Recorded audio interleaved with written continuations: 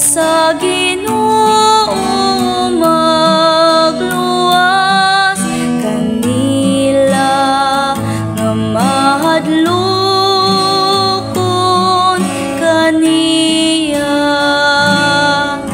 Ang anghel sa Ginoo magluwas, kanila nga mahadlokon kaniya.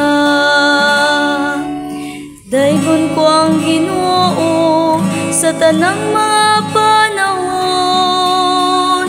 ang iyang pagdaig maniya kanunay sa akong baba. Way mayang akong kalang tiya sa Ginoo, ang mapabsanon makadungog ka nako ug malipay. Ang anghel sa Ginoo magluwas, kanila nga mahadlokon kaniya. Himayang Ginoo uban ka nako, magambahan kita aron pagbayaw sa iyang ngalan. Gipangita ko ang Ginoo ug gitubag ako niya,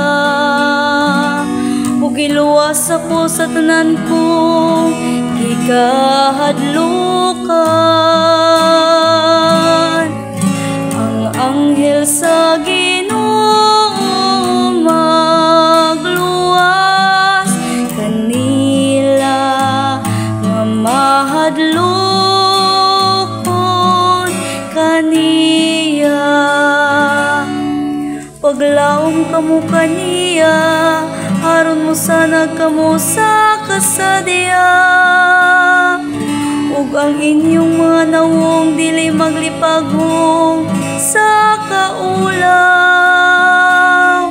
Sa pagsangpit sa nasakit nga tawo, namati ang Ginoo, ug giluwas siya sa tanan niyang kagul-anan. Ang anghel sa Ginoo magluwas,